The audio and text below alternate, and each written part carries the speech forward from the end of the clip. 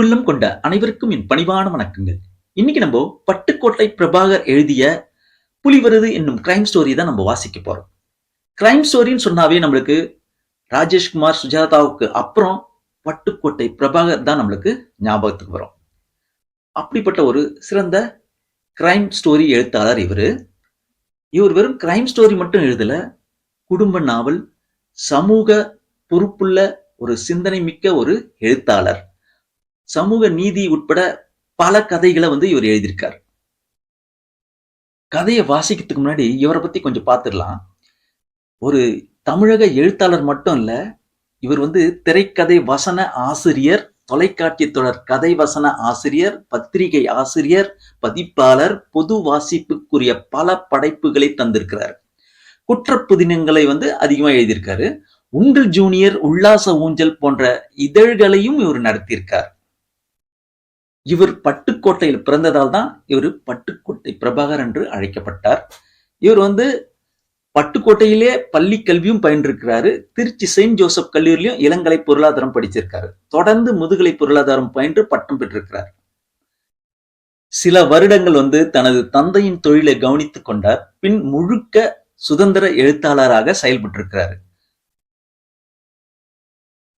இவருடைய முதல் சிறுகதை பாத்தீங்கன்னா அந்த 3 நாட்கள் அப்படின்னு ஆனந்த விகடனில் 1977 வெளியானது. ஆர் பிரபாகர் என்ற பெயரில் தான் வெளியாச்சு முதல்ல. தொடர்ந்து தந்தையின் ஆலோசனைக்கிணங்க பட்டுக்கோட்டை பிரபாகர் என்ற பெயரில் எழுத ஆரம்பிச்சார். சுஜாதாவின் இந்த கணேஷ் வசந்த் பாணியில் இவரும் பரத், சுசிலா என்னும் பாத்திரங்களை மையமாக வைத்து பல குற்றப்புதினங்களை எழுதினார். இவர் சங்க இலக்கியங்கள் மீது ஆர்வம் கொண்டவர். 2 வரி காவியம் என்ற தலைப்பில் திருக்குறளுக்கு உரை ஒன்றையும் எழுதியிருக்கார். இவர் பாத்தீங்கன்னா சிறுகதைகளுக்காகவும் நாவல்களுக்காகவும் பல்வேறு பரிசுகளை பெற்றிருக்கிறாரு. திரைக்கதை வசன ஆசிரியர் என்ற வகையிலும் பல்வேறு அமைப்புகளிடமிருந்து பல பரிசுகளை பெற்றிருக்கிறார். பட்டுக்கோட்டை பிரபாகரின் மரம் சிறுகதையும் கனவுகள் இலவசம் நாவலும் கல்லூரி பாடமாகவே வைக்கப்பட்டுள்ளன. அதுவே பெரிய விஷயம் இல்லையா? சாகித்ய அகாடமியின் பொன்விழா ஆண்டை ஒட்டி வெளியான மாற்றுமொழி சிறுகதைகளில் இவருடைய இன்னொரு தாய் ஆங்கிலத்தில் வெளியாகி சிறப்பு பரிசு பெற்றிருக்கிறது. இவரு ஏகப்பட்ட நூல்கள், சிறுகதைகள் எழுதியிருந்தாலும் ஃபேமஸா சில தொலைக்காட்சி தொடர்களையும் இவர் எழுதியிருக்காரு. அதுல பரமபதம், கோபுரம், ஜெயிப்பது நிஜம், பரத், சுசிலா போன்ற தொலைக்காட்சி தொடர்களும் அதுல குறிப்பிடத்தக்கவை. அது இல்லாம திரைப்பட பங்களிப்புகள் அப்படின்னு சொல்லும் போது கதை வசனம் நிறையவே எழுதியிருக்காரு. அதாவது ஸ்கிரீன் பிளேன்னு சொல்லுவோம் இல்லையா, அது பாத்தீங்கன்னா மகாபிரபு, தி லெஜண்ட், காப்பான், இமைக்கா நொடிகள், அதாவது நயன்தாரா நடிச்ச படம், ரொம்ப ஃபேமஸான படம் இவர் எழுதியிருக்காரு.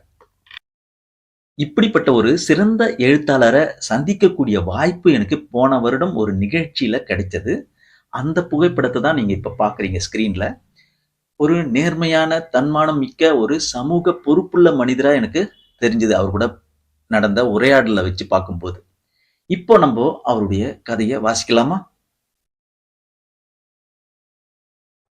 சத்தியமங்கலம் காட்டிலாக்கா அலுவலகம் முன்பாக திடீரென்று ஜீப்பில் கலெக்டரே இறங்குவார் என்று அதிகாரிகள் யாரும் எதிர்பார்க்கவில்லை.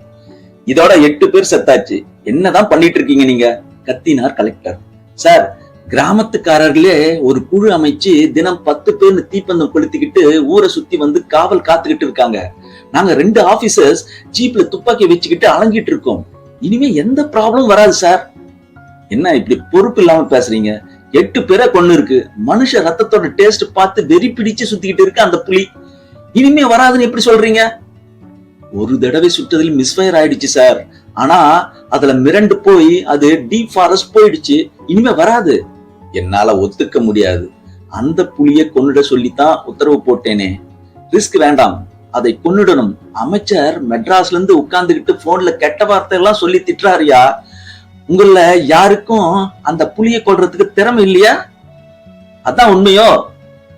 சார், ஃபாரஸ்ட் ஆபீசர் கதிர்வேல் இதுல ரொம்ப எக்ஸ்பர்ட் சார். அவர் லீவ்ல போயிருக்கார். அவர் வந்ததும் மனுஷ உயிர் செத்துக்கிட்டு இருக்கு அந்த கிராமத்துல. ஒவ்வொரு ராத்திரியும் உசுர கையில பிடிச்சுக்கிட்டு பயந்துட்டு இருக்காங்க. வந்ததும் போனதும் பேசிட்டு இருக்கீங்க. அவரோட லீவை கேன்சல் பண்ணுங்க, உடனே வர சொல்லுங்க. புலியை கொண்டுட்டு தான் என்ன பார்க்கணும்னு சொல்லுங்க. Yes sir. ஜீப் புறப்பட்டு போனதும் எல்லோரும் பெருமூச்சு விட்டார்கள். என்ன அமுதா, முட்டாள்தனமா பேசுற? ஃபுட்பால் மேட்சா நடக்க போகுது, வந்து வேடிக்கை பாக்குறேன்னு சொல்ற? புலி வேட்டமா, உயிரை பணையம் வச்சு இறங்குறேன் என்றான் கதிர்வேல் தனது துப்பாக்கியை துடைத்தபடி. பிளீஸ் கதிர், பிளீஸ் பிளீஸ் கதிர், நீ அந்த புலிய சொல்றத நான் உன் பக்கத்துல இருந்து பார்க்கணும்பா, எவ்வளவு த்ரில்லிங்கா இருக்கும், பிளீஸ் கண்ணா. அவன் தாடையை பிடித்து கொண்டு கொஞ்சினாள் அமுதா. ரொம்ப டேஞ்சர் அமுதா. டேஞ்சர் எனக்கு மட்டும் தானா என்ன, உனக்கு இல்லையா? நான் யாரு? உன்னோட சுக துக்கங்கள்ல பங்கெடுத்துக்க போறவ. உனக்கு ஏற்படுற அந்த அபாயத்திலையும் பங்கெடுக்க கூடாதா என்ன? கதிர்வேல் அவளை பார்த்தான், யோசித்தான். அவசியம் வரணுமா? வந்தே ஆகணும். சரி வா என்றான். புலி வேட்டைக்கான ஆயுத்த ஏற்பாடுகளுடன் அவளையும் அழைத்துக் கொண்டு அந்த கிராமத்திற்கு வந்து சேர்ந்தான். முதல் கட்டமாக அந்த கிராமத்தில் புலி அடித்து பலியான குடும்பத்தினர், புலியை பார்த்தவர்கள் என்று எல்லோரையும் விசாரித்து புலி காட்டின் எந்த பகுதியிலிருந்து வருகிறது, எந்த திசையில் திரும்பி ஓடுகிறது என்கிற தகவல்களை சேகரித்தான். அந்த தகவல்களின் அடிப்படையில் பகலில் காட்டின் ஒரு குறிப்பிட்ட பகுதியை தேர்ந்தெடுத்து ஒரு உயரமான மரத்தின் மேல் பரண் ஒன்றை அமைத்தான். ஒரு ஆடு வேண்டும் என்று கேட்டு கொண்டு வந்த அந்த மரத்திற்கு அருகாமையில் மற்றொரு மரத்தில் கட்டி போட்டான். டவுனில் ரத்த வங்கியிலிருந்து மனித ரத்தம் ஒரு பாட்டில் வாங்கி வந்து ரெஃப்ரிஜிரேட்டரில் வைத்துக் கொண்டான். உன் பிளான் தான் என்ன கதிர் என்றாள் அமுதா. இன்னிலிருந்து தின ராத்திரி அந்த பரன்ல போய் உட்கார்ந்து இருப்பேன். ரத்தத்தை அந்த ஆட்டு மேல தெளிச்சு வச்சிடுவேன். ஊர்ல இந்த தீப்பந்த கொளுத்திட்டு காவலுக்கு சுத்துறதையும் நிறுத்த சொல்ல போறேன். துப்பாக்கியோட தயாரா இருப்பேன். மனித ரத்தத்தோட சுவையை பார்த்துட்டு அந்த புலி அந்த ஆட்டை தேடி வரும். அந்த ஆட்டுல மேல பாயறப்போ என் துப்பாக்கி கொண்டு அது மேல பாயும் என்றான் கதிர். ஃபேண்டாஸ்டிக், உன்னோட இந்த பரன்ல நானும் இருப்பேன் இல்லையா என்றாள் அமுதா. கொஞ்சம் யோசித்து பாரு, அவசியமா? அவசியம். புலிய நீ சுட்டதும் உனக்கு ஒரு தித்திக்கு முத்தம் கொடுக்கறதுக்காக நான் உன் பக்கத்துல இருந்தாதானே முடியும். சரி வந்து தொலை என்றான். என்றது ஆடு. ரத்தம் தெளிக்கப்பட்டிருந்தது. மரத்தின் பரன்மேல் கதிர்வேலும் அமுதாவும் இருந்தார்கள். கதிர்வேலின் கையில் ஒரு அடக்கமான டார்ச் லைட். அதையும் அவன் அணைத்துவிட ஒரே இருட்டு. அடர்ந்த மரங்கள் என்பதால் நிலா வெளிச்சம் கூட கசிந்து வரவில்லை. ஏதேதோ பறவைகளின் சத்தங்கள் கொஞ்சம் பயமாக இருக்கவே அவனை கட்டிக்கொண்டாள் அமுதா. என்ன பயமா இருக்கா? கொஞ்சம். நான் தான் சொன்னேன் இல்ல வர வேணாம்னு. சரி பயப்படாத, கையில துப்பாக்கி இருக்கு. புலி மரத்து மேல ஏறி வராதா? ஏறாது. அதுலயும் இவ்ளோ உயரம் ஏறாது. ஏன் கதிர், குறி தவறாம சுட்டுடுவியா நீ? இது வரைக்கும் 9 புலி சுட்டிருக்கேன். ஒரே தடவை சுட்டதும் செத்துடுமா? அது குண்டு எங்க பாயுதுன்றத பொறுத்து இருக்கு. ஆனா 2-3 தடவை சுடணும். அதோட துடிப்பு அடங்குற வரைக்கும் சுடணும். குண்டு பட்டதும் பயங்கரமா கத்தும்ல? இல்ல, PS வீரப்பா மாதிரி சிரிக்கும். கேக்குறிய கேள்வி. சமயத்துல செத்தது மாதிரி நடிக்குமா? இந்த பாரு, உனக்கு ரொம்ப பயமா இருந்தா இறங்கு, கொண்டு போய் விட்டுட்டு வந்துடுறேன். இறங்கின சமயம் பார்த்து புலி வந்துட்டா? இவ்வளவு பயம் இருக்குல்ல, எதுக்கு பிடிவாதம் பிடிச்ச? ஒரு ஆசைதான். ஆனா நீ பெரிய தைரியசாலி தான் கதிர். நமக்கு பிறக்கிற பையனும் படு துணிச்சலா வருவான். அதுக்கு இப்ப என்ன, இன்னும் கல்யாணமே நடக்கலையே. அதனால என்ன, நடக்க வேண்டியதுதான் நடந்துடுச்சே.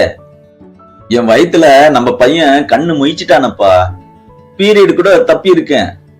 ஏ நிஜமாவா? விளையாடாத. இதுல என்ன விளையாட்டு? நிஜமா என் கைய பிடித்து நாடி பாரேன், ரெட்ட துடிப்பு கேட்கும். ஏன் என்கிட்ட சொல்லல நீ? சமயம் வர்றப்ப சொல்லலாம்னு பார்த்தேன், அதான் சொல்லிட்டேனே. கதிர்வேல் மௌனமானான். அவன் முகம் கருத்து போனதை இருட்டு காரணமாக அவளால் பார்க்க முடியவில்லை. கர்ப்பமாகி விட்டதால் இனி கல்யாணத்திற்கு நச்சரிப்பாளே. 200 பவுன் நகை, பைக்கு, 3 ஏக்கர் நிலத்துடன் பெண் நிச்சயம் செய்து வைத்திருப்பதை எப்படி சொல்லி இவளை கயற்றி விடுவது என்று யோசித்துக் கொண்டிருக்கையில் இப்படி ஒரு பிரச்சனையா? என்று புலியின் உருமல் தூரத்தில் கேட்டது. அதோ புலி வருது, ரொம்ப பயமா இருக்கு கதிர் என்று அவனை மேலும் இறுக்கிக் கொண்டாள். கையை விடு முதல்ல, நான் எப்படி சொல்றது என்று அவளை விலக்கி நிறுத்தி டார்ச் லைட்டை ஆகாயம் நோக்கி காட்டி லீக்கான வெளிச்சத்தில் கீழே பார்த்தான். மெதுவாக அந்த ஆட்டை நோக்கி வந்து கொண்டிருந்தது புலி. அமுதா, அதோ பாரு புலி. நான் பார்க்க மாட்டேன் என்று தன் முகத்தை பொத்திக் கொண்டாள். புலி ஆட்டுக்கு மிக பக்கமாக வந்த சமயம் கதிர்வேல் பரணின் விளிம்பில் நின்றிருந்த அமுதாவை சட்டென்று கீழே தள்ளிவிட்டான். அமுதா ஒரு கிளையில் மோதியதால் நேராக தரையில் விழுந்து சிதறாமல் குதித்த மாதிரி கீழே விழுந்து உடனே எழுந்து பிரம்மையில் ஒரு வினாடி நின்றிருக்க, அந்த நேரம் அங்கே பாய்ந்து வந்த கரடி ஒன்று ஆட்டின் மேல் தாவியது. அதே நேரம் புலியும் பாய்ந்தது. சுதாகரித்து அமுதா காட்டுக்கு வெளியே ஓடத் துவங்கினான். ஆட்டை முன்னிட்டு கரடியும் புலியும் ஆக்ரோஷமாக மோதிக்கொண்டன. அதில் ஆடு எப்போதோ உயிரை விட்டு இழுபட்டு கொண்டிருக்க, ஒரு கட்டத்தில் புலி ஆட்டை கவ்வி இழுத்து கொண்டு காட்டுக்குள்ளே பாய்ச்சலாய் ஓடியது. ஆட்டை கோட்டை விட்ட கோபத்தில் திரும்பிய கரடி மரத்தின் மேல் கதிர்வேல் இருப்பதை பார்த்தது. ஒரே பாய்ச்சலாக மரத்தின் மேல் ஏறத் துவங்கியது. அமுதாவை தள்ளிவிட்ட போது ஏற்பட்ட தடுமாற்றத்தில் தன் துப்பாக்கியை தவறவிட்டிருந்த கதிர்வேல் இந்த பக்கமும் அந்த பக்கமாக தள்ளாடி பரபரத்துக் கொண்டிருக்க, மரத்தில் ஏறிய கரடி அந்த பரனை அடைந்தது. அதாவது கதிர்வேல் இருக்கும் இடத்தை நெருங்கியது. இதனால் சகலமானவருக்கும் தெரிவிப்பது என்னவென்றால், கெடுவான் கேடு நினைப்பான் என்கிற நீதி மற்றும் ஒரு முறை சொல்லப்படுகிறது. இப்படிதான் இந்த கதையை முடிக்கிறாரு பட்டுக்கோட்டை பிரபாகர் அவர்கள். இந்த கதை உங்களுக்கு பிடிச்சிருந்ததுன்னா லைக் பண்ணுங்க, சப்ஸ்கிரைப் பண்ணுங்க, உங்க ஃப்ரெண்ட்ஸ் ஃபேமிலிக்கெல்லாம் ஷேர் பண்ணுங்க. கூடவே பில் நோட்டிபிகேஷனை தட்டி விடுங்க. அப்பதான் நான் அடுத்தடுத்து போடுற வீடியோ உங்களுக்கு வந்து சேரும். நன்றி, வணக்கம்.